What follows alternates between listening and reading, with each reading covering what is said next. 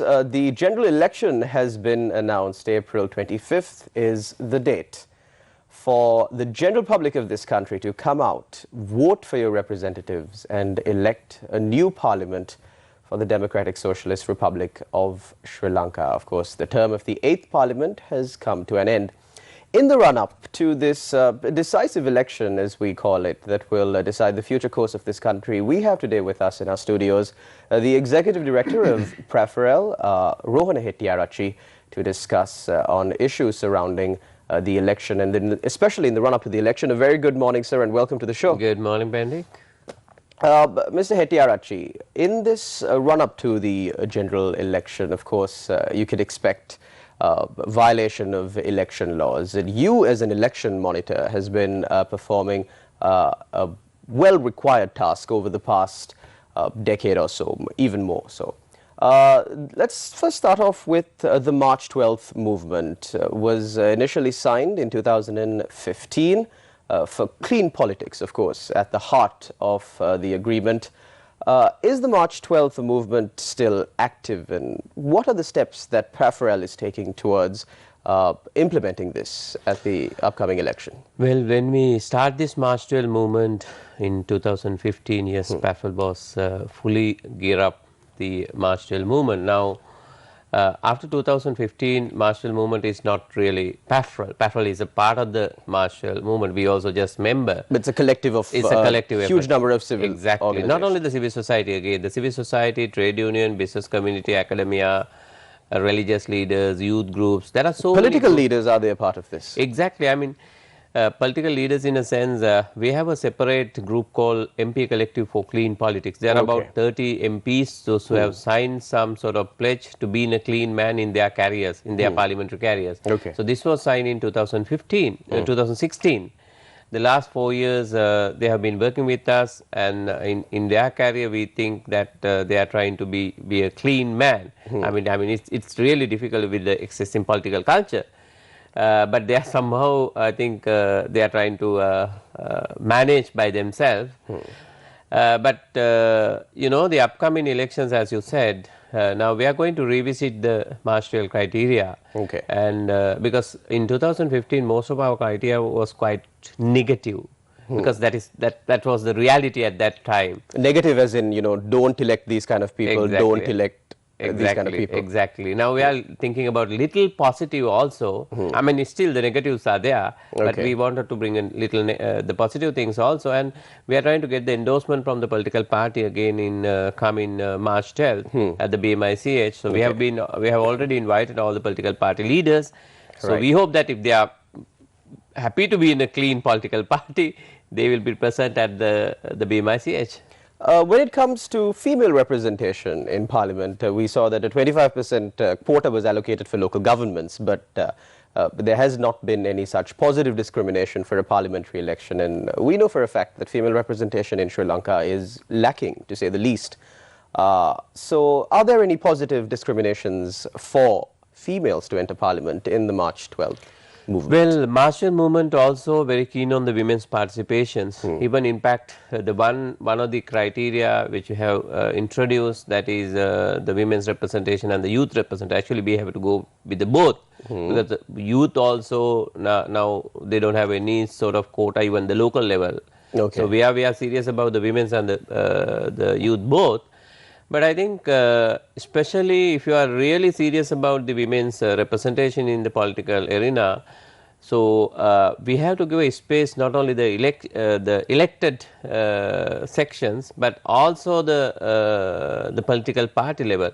But you know, now there are, I mean, I have done a small research in 2012. The political parties, those who represent Parliament, there are 6 parties doesn't have single women in their decision-making bodies. According to the party registration law, but it was amended on 2009, at least there should be one women's representative. At least one? At least one. That's not too much to ask. Exactly. But even 6 political parties, those who are represent Parliament, doesn't have single women. So if we are serious about that, So we need to pressurize the political party. There need to be a system to give a space at that level. Then they will mobilize their people and they will pressurize their party leaders to give the nomination for women's leaders in the ground level. So we need to address the both way. We need to address the elected bodies as well as the political party level. You know, I mean, the biggest problem in this country, political party doesn't have internal democracy. So that is the big issue. Definitely, and this is on full display right now, especially in one of the major political parties here in Sri Lanka. But of course, as an election monitor, there is only so much that PAFREL can do to establish internal party democracy. But look at the bigger picture on a national level and conducting a clean and fair election. Of course, when it comes to speaking about the nominations for the general election, the March 12th movement of course, focuses on clean politics and granting nominations to clean politicians. How far successful was it at the 2015 general election? Well, we are not a success 100%. We may be, we can say 5%, 10%. Okay. But we were able to build such a big noise and big voice within the country. Now, even 2015, at least we can say there are about 5-6 candidates who were supposed to get the nominations, did not get because of this March 12 criteria, March 12 criteria as well as the March 12 movement. But I am not saying it is completely with the March 12 movement, because even the Sirasa and various other media stations also take this issue and have given a huge publicity, and it was demand by the media stations also, the people. So, in certain extent we success in 2015. Now, during last 4 years, as I said earlier, now we built this March 12 MP collective, which is in the first time in, I think, in history in Sri Lanka, even in the Asian regions. Right. And also, I wonder whether you can remember, we had a public platform for presidential elections. Yes, so the discussion. We were able to bring most of the candidates in one table, and now there are many other groups also coming with this sort of criteria. There are about new 100 MPs groups, they also coming with the criteria, the religious leaders also coming with the criteria. So, we were able to start the public discussions. That is what we wanted to do. I mean, as a March 12 movement, we can't do everything, but we wanted to create that culture in the country. So, I think in that sense, we are quite success. Well, of course, restructuring the political organization of a country is no instant noodle matter. Exactly. So you cannot expect results in a few years, let alone a couple of months. But now this time around, what are the additions that have been done to the March 12th movement, judging from the initial draft that was made in 2015? What are the extra measures? How are you going the extra mile? Yeah, I mean, we have had actually 2 points. I mean, it was 100 of consultations across the country. The people asking various things. For example, the education is, many people are raising the educations. But when we bring it to the professional consultations, most of the people say that the education is a fundamental things. So you can't take it as the main criteria, because I mean, in our history also, without having a proper formal education, some politicians are delivered well. So, I mean, there are so many things came in. I think the key demand is not education, but formal education. Exactly, exactly. Yeah. So, the two things which we have included for the new criteria, as one is again the negative things, unfortunately, that the religious intervention, because you know, in the last 10 years or 15 years, if you look at the religious leaders also fully engaged with the politics, and they wanted to become a parliamentarian, provincial councillors and the local councillors. So, I think most of the people say that it is a disaster for the religious, and they have a different role as a religious leaders. So, and also we also believe that the religious leaders are above the politics. They can advise, they can come and give their opinion when the country is facing a challenging, I mean, the difficult situations, but they should not be a parliamentarian or provincial councillors or local councillors. They shouldn't stoop down to the level of politics. Exactly. Because they are way higher than that. Yeah, they should be above the politics. That is the one area where we touch on. And the second thing is the positive things, which is the capacity, capability in some sort of education side. Also, most of the people raise that because you know, maybe you are a very clean man, you are not corrupted person. Okay. But if you are not capable enough, because you know the parliament is the main task is the policy making, law making, controlling the finance on behalf of the citizens. So those who are coming to the parliament, they should have some sort of capacity to do that. So that line also we include in the coming criteria. I hope that the political party will agree on that, and hopefully they will sign it in March 10th. This March 12th movement, is it only meant for political parties and political leaders to consider when granting nominations, or are there provisions for the general public to also access certain information that you have through the March 12th movement so that they can make informed decision on who to vote for? Of course, I think it's a very valid question you raise. I mean, what we do with the people, I mean, I can tell a lot.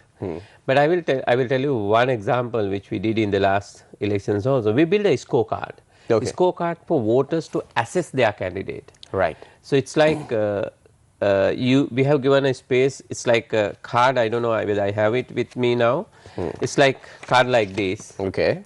So we have given a space here to write down the name of the political party, whatever the party you are supposed to vote, and we have given a criteria here. Okay. Then you can give the marks, and at the end of the day you can select who is the best. Right. Actually, the point is you don't want to use the March 12 criteria, but before you vote, you have to analyze your candidate somehow. I mean, you can take a paper and you can write down the name of the candidate, and you can build your own criteria, whatever the criteria. Because you know, even you, if you build a criteria, it should be positive towards the better politics. So you can't say I'm going to give my vote for corrupted persons. Because voting him in would get me extra perks and privileges. Exactly. Yeah.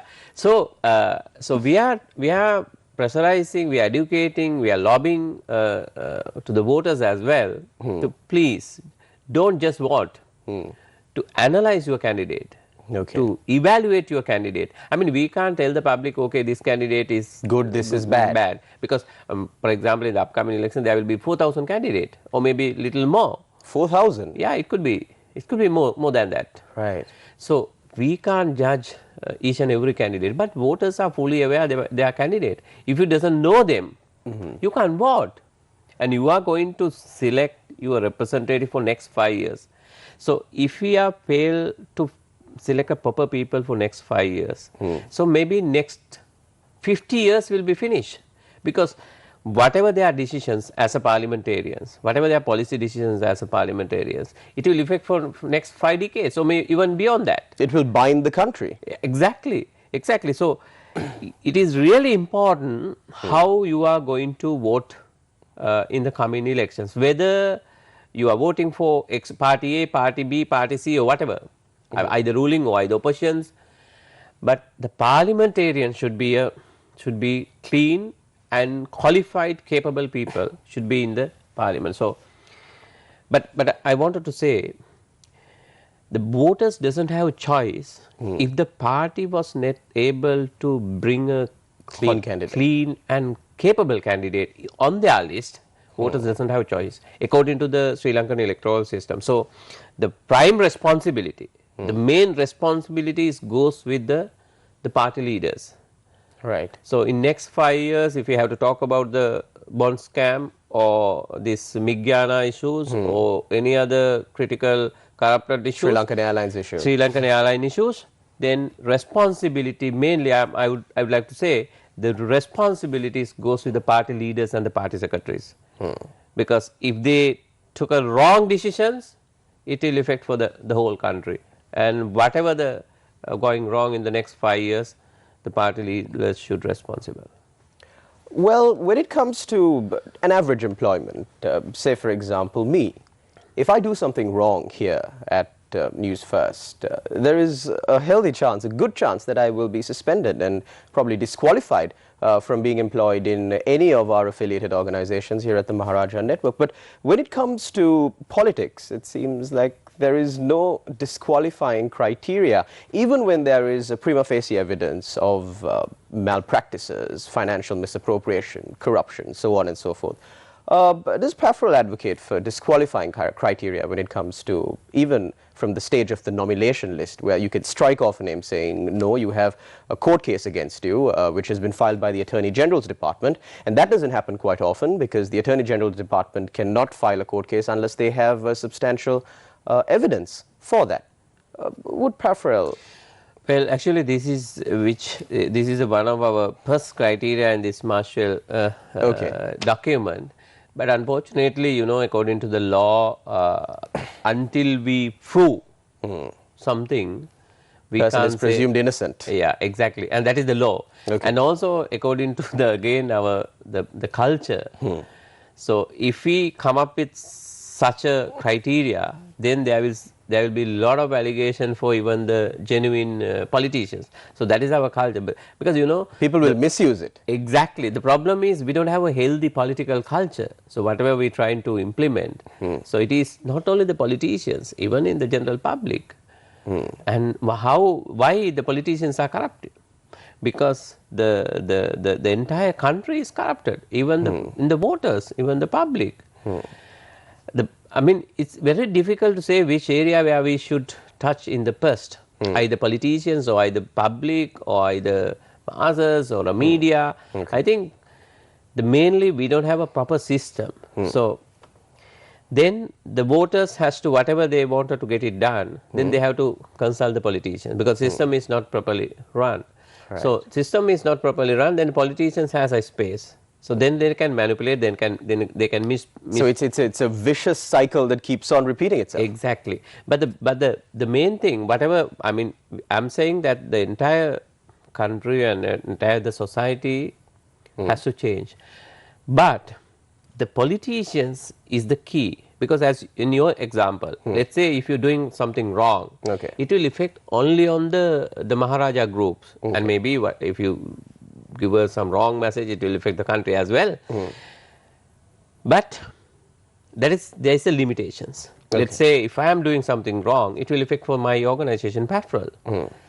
But if the politicians took a wrong decisions, it will affect for the whole country. And it will affect the unborn children. Exactly. So that is why we are very keen on the politicians, because otherwise not only the politicians, even the religious leaders, academia, business community, trade union, even the civil society. I mean, we can't say that we all are clean. I mean, we are hearing even against the civil society. We are hearing against education sector, lawyers, doctors. What is we are hearing every day through newspapers and the media. So the entire society has to be changed. But the politicians are quite serious, because they are taking decisions on behalf of us, and their decisions will affect for, as you said, the 50 years, 100 years. So at least we have to have a proper people, clean people in the parliament. Well, Rohde Hettiarachchi, since this whole March 12th movement began, the first parliament to have feel the effect of the March 12th movement is the 8th parliament of Sri Lanka that was just dissolved. And this is a bit of food for thought, but the 8th Parliament of Sri Lanka will go down in history as one of the most unstable parliaments here in Sri Lanka. To put it into perspective, there were 2 presidents who served during the time period of that parliament, 4 prime ministers, 4 opposition leaders, and more ministers than I would want to count. So in such a backdrop, of course, there is this saying that, you know, the phoenix rises from the ashes, and through chaos, you can build up some order and good governance structure in this country. But, well, since that result has come, the March 12th movement, do you think that this time around would be more effective in granting nominations to clean politicians in the country? I think the discussions among the public, discussions among the media, now there is such huge demand to the political parties. But I think now the most of the political parties are facing biggest challenge because they are now working as coalitions. Right. I mean, if they wanted to take it as a positive way also, because there is a huge demand for nominations. But the political party, because I mean, so many parties are Contesting together. but the number of candidacy is limited. So they have a big challenge. But using that, if the party wanted to have a clean party leaders, if they really using that platform, if they really want to make a difference in these elections, so with this demand and with the nomination demand, also they can decide to proper people. But you know, in most of the political party, they have a good people, they have a bad people. I mean, I'm not saying that the entire parliament is a bad. I mean, there are quality people also there. But the bad people do have more voice. And sometimes they do have a financial capacity. So political because of their corrupt nature. Exactly. The political party, and also according to the existing culture here, the political party do have voices. Okay. So they wanted to have a candidate, those who have quite big voice to address the public masses. Right. And they have to have a finance also. So whether they like or not, sometime they select that kind of people. Because you know, there is no public demand as such, even though we do this martial movement, we gather the people, we talk to media, but there is no such a huge demand in the ground. So political party always trying to put up a winning horse, whether good or bad. The winning horse criteria is kind of big voice and maybe the big money. And how they tackle the voters. But unfortunately in this country we have a voters but we don't have a citizens mostly. I mean, there are some percentage critical thinking people, but generally, I mean, if you look at the local council elections, some areas even they do not know the candidate whether they are in, for example, in Maharagama is quite educated people, living in educated people, middle class people. And they were not aware the candidates are coming from Gampaha, and some of the candidates were not even can walk because they are very elderly people. So it's really unfortunate how the voters, what is the voting pattern here? What are the criteria they are thinking when they mark their ballot papers? So political parties are fully aware on this. I mean, they capitalize on it. They capitalize. I can tell you one example in Gampaha district in the western province in some time back. So one of the elections, the candidate was guilty about bank robber or something like that. He was in the remand and the people voted, I think he was number one. In Sabaragama province, one occasions, I think two occasions, the parliamentary elections, then again the candidate was, I mean the allegation was the murder. And they were in jail, but they get highest number of votes. So the political parties also think, okay, this kind of people required by the people. So this is the demand. So we will give the supply. So it's completely demand and supply. So if we are demanding a better people, better candidate, political party has to consider. But unfortunately, so far we were not able to make such a huge demand. We do demand, but it is not enough for the political parties to take a decision. So that is why I am humbly request Sirasa and all other media stations that this is the best time. This is the best time because I think we have the present president also not really the politician. So he is also given some sort of the benefit of the doubt by the general public. Exactly, yeah. So we think this is the best time for us and the best parliamentary elections for us to think about this and make us huge demand to the political party and change this country. We can use this as a starting point. Mr. Hettiarachchi, you said that there isn't enough of a voice from the general public demanding these political parties to appoint clean people into parliament. But would it be fair if I say that this is the most demand for clean politicians that we have seen in Sri Lanka since the time of independence? Fully agree. Fully agree. The last couple of years, I think with all of us, with our effort, now we were able to make some demand. But I'm not sure whether it is enough at this point of time, because so far the response which we see, the political party where they conduct the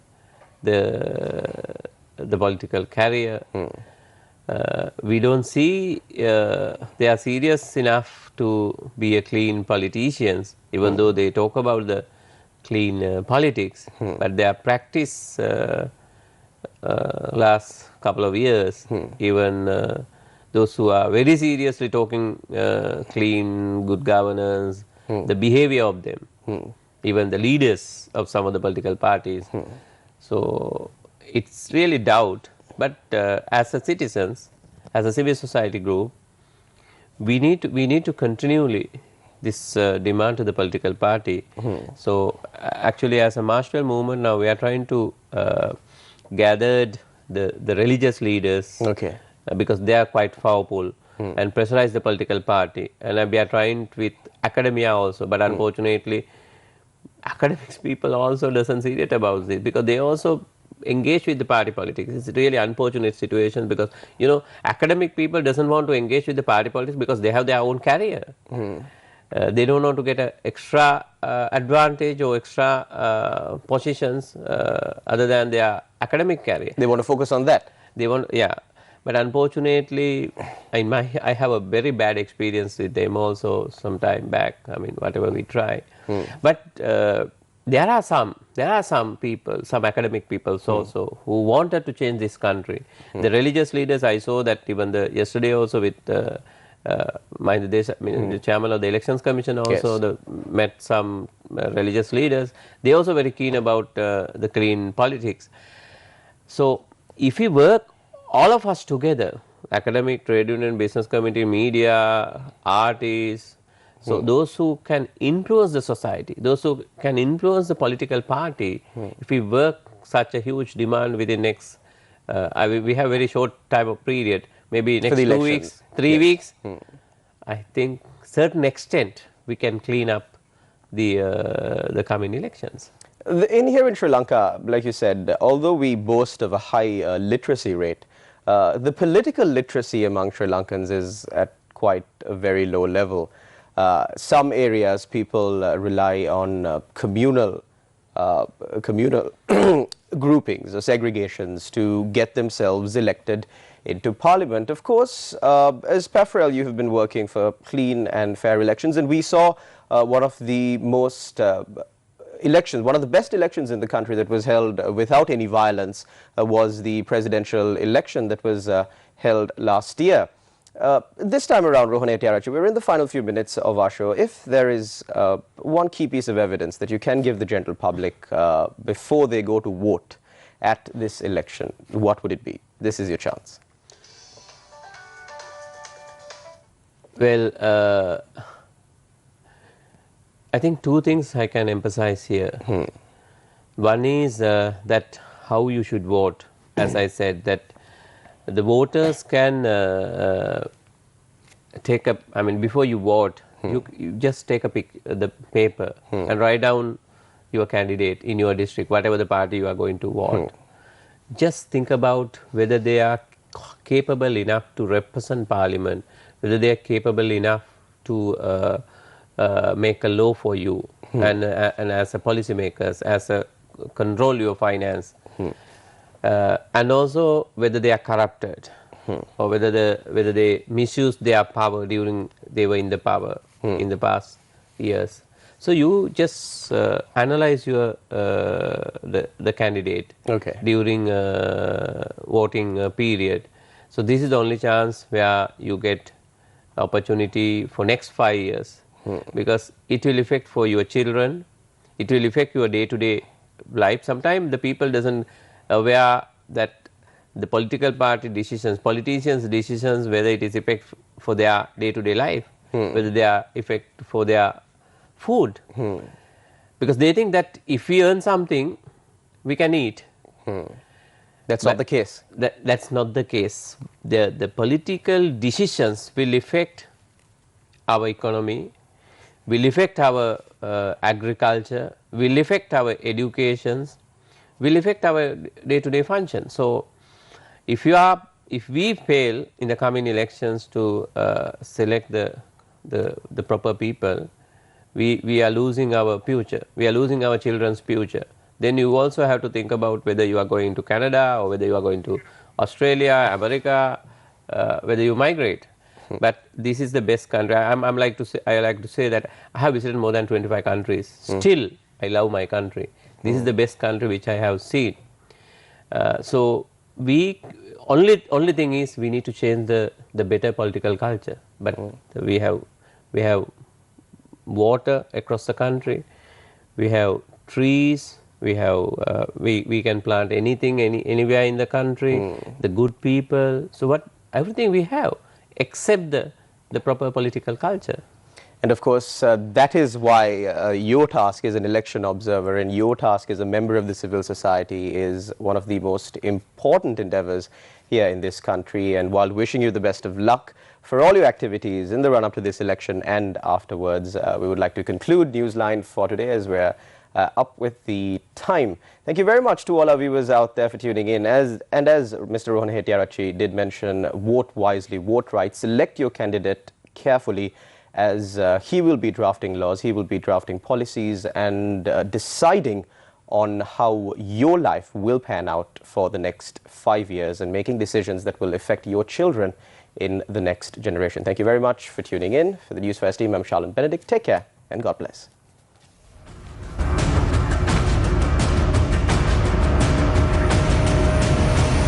News First, Newsline.